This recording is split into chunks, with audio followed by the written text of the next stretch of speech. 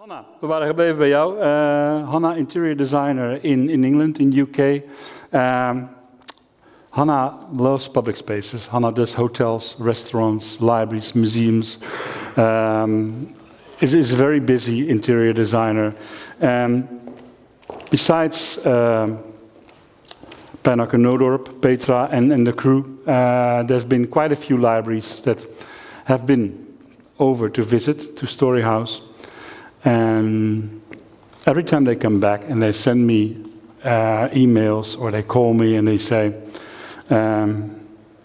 it's such a wonderful building. It seems like that every inch of the building is sort of curated, is thought of, is not put there for no reason at all. Everything has a reason. Everything in the building has an atmosphere and has been paid attention to, it's taken care of. And I think that that's what you do very well.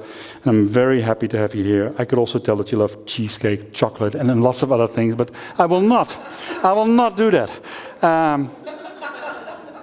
Hannah, I give you the clicker. This is where you go through your slides. I'm going to be strict in time because we're already running late. Yeah. Okay. And go ahead. You have the mic? Yes. Okay. Oh, sorry. Yeah. Okay. Hi, everyone.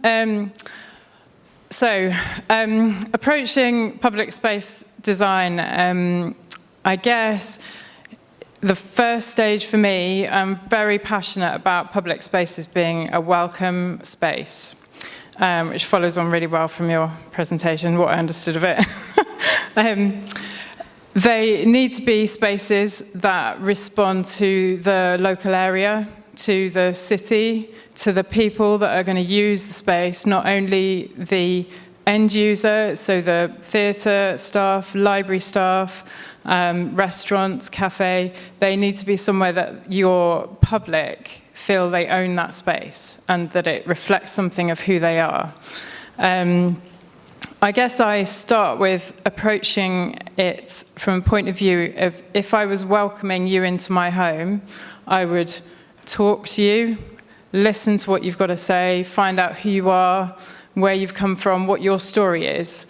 And I guess when I first met with Storyhouse and when I met with Petra the first time, that's where I start. And I think it's really important to listen to a city or a town or a people, whoever it is. I spent a long time with the library staff in Chester, listening to how they work with people and to how a place functions best for them. So where are we? Yeah, and in that respect, no two places should look the same. So from library to library, theatre to theatre, restaurant, cafe, whatever that place is, none of those places from city to city should look the same. They should have a personality of their own. And I hope I'm really careful to do that.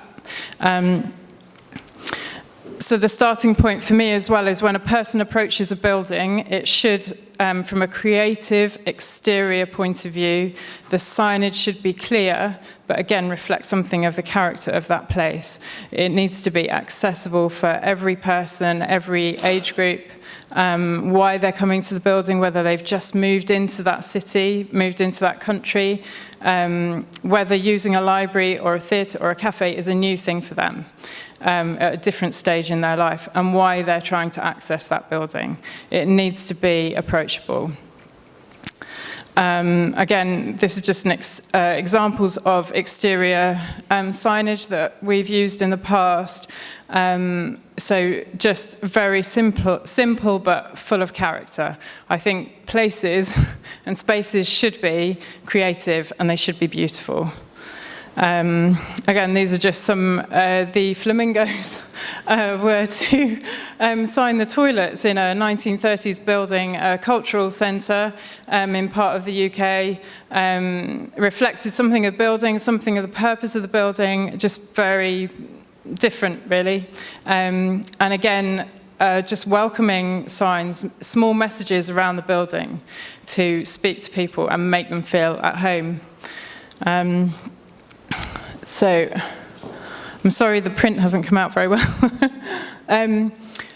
So I think that with interiors should be an instinctive space. They should be detailed, they should be layered, they should be somewhere that you discover something new every time you enter that building, and it tells a story. So with Storyhouse, you come in to the building, and as you move throughout the building, you discover new things. There are stories to be told. There are things to discover. It's a 1930s building, the old renovated part of the building. Because it was 1930s and it had a sense of occasion and it's a theatre, I introduced 2 peacocks that were taxidermy peacocks.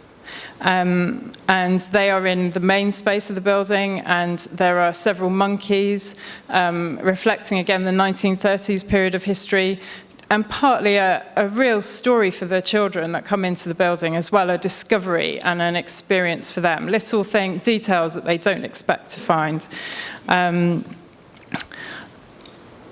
Okay, so this is Storyhouse. This is the main entrance.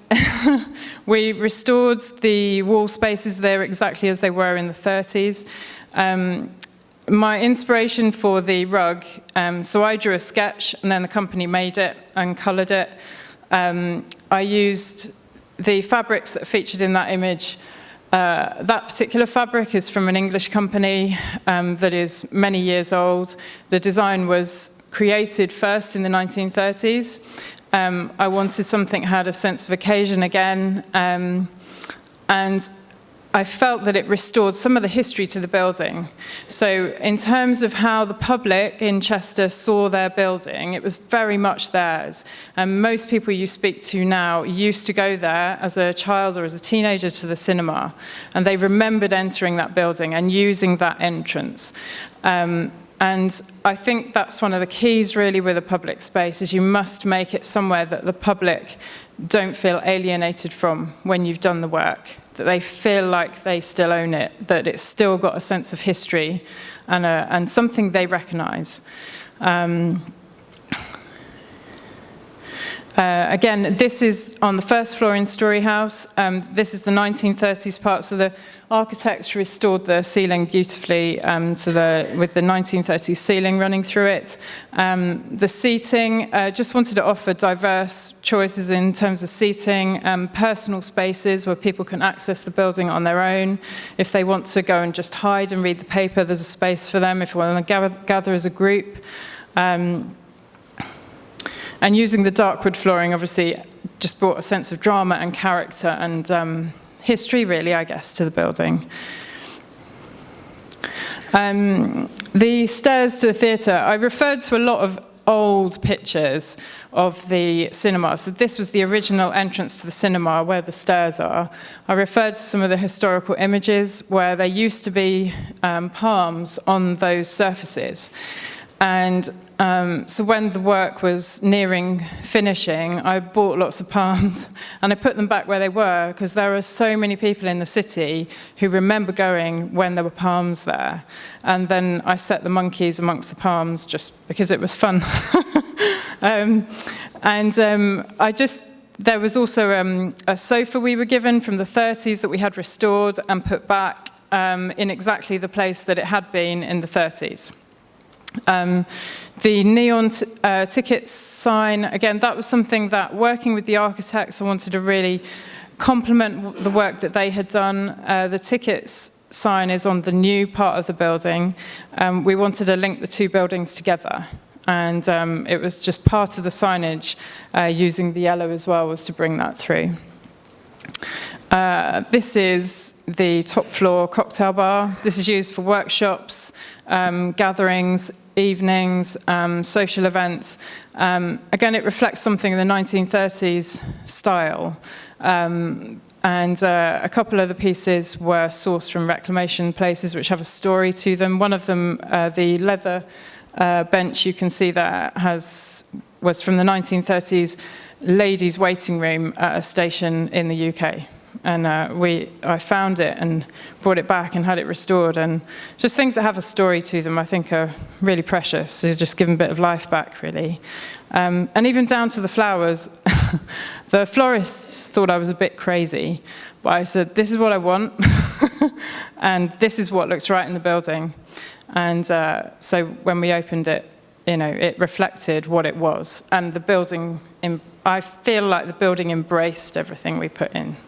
So this is the ground floor. This is the cafe, restaurant, library space, and one of the meeting spaces on the side there.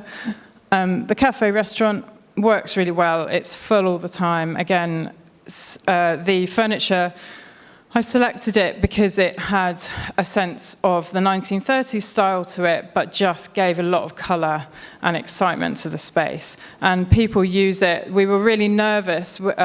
Spent a long time talking to the library team. We were very nervous that the library users who used the existing library would feel alienated if we put beautiful furniture in. And we were quite nervous they wouldn't come back. But from day one, they were queuing at the door at 8 o'clock in the morning. And they've made it their home, and they can find their place there. And that was really important to me, that what we did still meant they could go, because that's their community. Again, just some examples of different spaces. So signage, very clear. This wallpaper along here with the books and things, that is just a lift space in the building. It felt like a dead-end space, and it was just for people using the lifts. And I thought, well, why not? Let's just make it a bit special. It doesn't have to be white with a grey floor. Let's make it nice. So we did. Again, this is the restaurant space. This is used and used and used. This is when it was all looking very neat. But people move everything.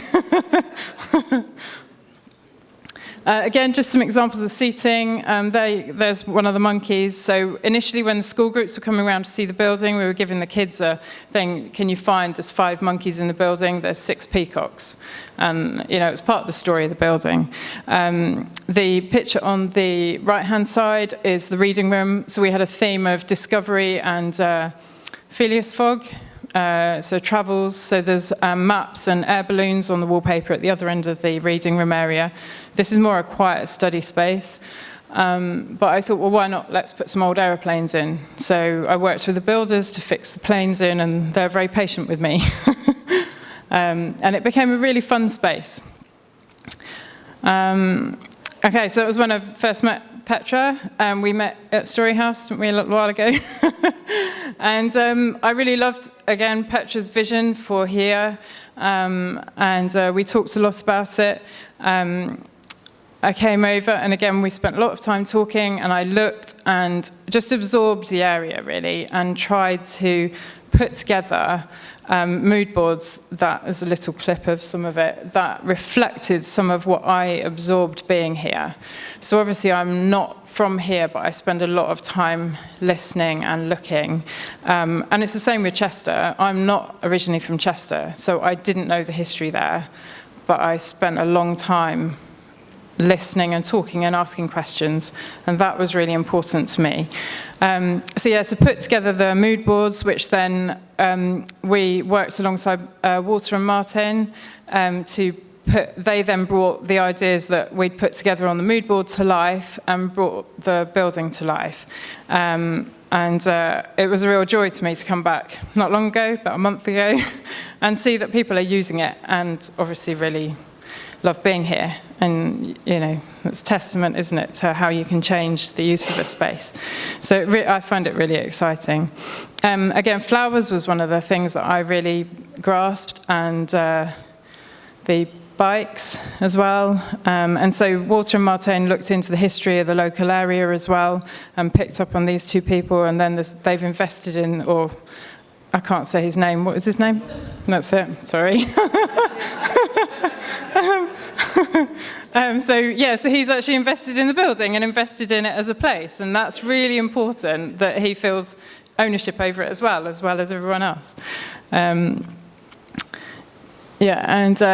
again, I think just looking around, the one thing that I really feel is important with interiors is that there are different layers to it. There's different detail, and there's subtle messages coming through, and people find their space.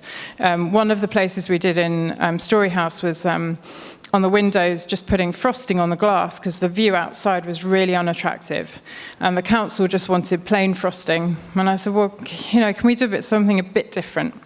And so I copied the lead work from a window in a really old building in Chester and gave it to the IT people. They translated it into a print and then printed it onto the frosting.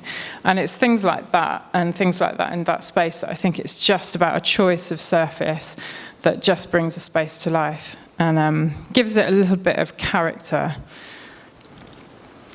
These are just some other spaces that we've worked on. Again, just bringing colour and pattern and making it a comfortable space to spend time. I love playing around with images and words. These are just some things that I've used recently in a couple of cultural spaces that I've done. We used a fancy seeing you here and a toilet wall.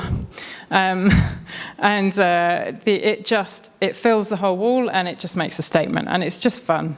And it's just not what people expect. And I think you can just play around with it. And some of the film images are used on a boutique cinema placed in a cultural centre. I think things can be just really diverse and creative.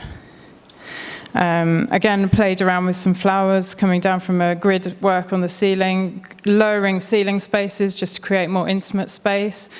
People react to spaces very differently, and I think making sure that there are spaces that are intimate and quiet and then open spaces. You choose where you want to be. And some various different locations that I've worked on recently. I love putting bookcasing in wherever I can. I think it's really important. And just rustic surfaces. It just shows a diversity of place that you can create, and it's quite simple to do so, and people find their space. This was a cultural centre we did north of Manchester, where they wanted somewhere to recognise sponsors who put money into the building. And so I suggested that we put it on the stairs, and it meant that it wasn't taking over one wall, it was just a really subtle response to the people who'd invested their money in that building, and it gives it a sense of history. And these are just some detailing, just ways of approaching things that are different. Those lights over that table there have a mini chandelier inside them. They're called a ghost light. They're just really fun. Children's spaces. I'm really passionate about children's spaces, educational spaces. I love to inspire through good designs. 5 minutes, okay. Or seconds. Is it 5 seconds? Okay. This is one of the children's spaces in Storyhouse. Lots of character. I don't like children's spaces that are dumbed down. I don't think kids are stupid. I think they're intelligent, they're sensitive to design, they're sensitive to good design. And if you show them it and create beautiful spaces, they learn it and they absorb it. And they appreciate it. And this area in Storyhouse is full all the time. And really well used. Again, with the dark wood floor and the 1930s building, it just has an almost like Rudyard Kipling feel to it. Again, here we're putting some more monkeys. There's two more of the monkeys. Yeah, so just a few words about how I approach it. I just want it to be somewhere that kids create memories, have a sense of wonder. It's dreamlike. It's a wonderland place, and they want to go. And also, as a parent of kids, you enjoy spending time in that space, because the worst thing about having young children is I've got 4, so it can be really boring, and you don't want to be dragged around unpleasant, boring ABC places. Personally, and I think I want to create places that people love to be, and the kids are happy, and I think creating interesting kids spaces does that. This is another space up in Manchester. It's a kids' theatre space. This is just the area for the small ones. It's a big Georgian building in Manchester. This is the story room in Chester in Storyhouse that we're going to see soon. I turned it into a forest, and I had a painter come and paint stars on the ceiling. So he took the stars out of the wallpaper and painted it on the ceiling. He had a very sore neck at the end of the day. And then we put in the pre-lit trees and rabbits, and there's 2 deer around the top of the room. And it's just fun. And that's just some more design detailing we put in. I actually stood on a ladder and painted those words on those signs the day before we opened. But it just, again, they're places in books, they're places that people recognise and children recognise. Then we went down into the kids' space here. Again, wanted a place that was very accessible but had lots of texture, looked at greenery and forest and that sort of thing. This is a children's space in a health club that I did recently. So it just had to meet lots of different ages in terms of using it as a homework space and a toddler space that was secure. And I think it's just not institutional, it's creative, and it serves its purpose. So, yeah, so we go. But good. Thank you so much, Hannah. We'll stay on stage for 1 second. Maybe there's a question from the audience. Is there anyone in the room? Please have a question for Hannah on why. That's always a question I ask Hannah a lot. Why? Anyone? No one dares to ask a question to Hannah? Well, Hannah will be around here as well. Yes, one. Okay. Here, you get the mic. Oh, you have a mic over there.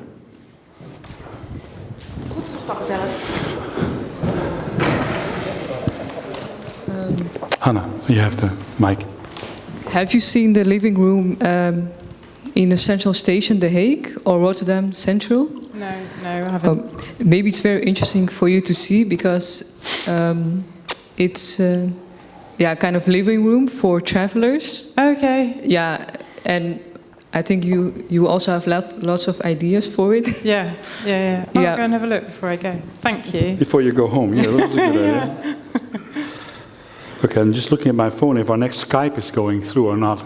Is there one more question or not? Okay, Hannah. Okay. One more hand of applause for Hannah for the beautiful work that she's doing.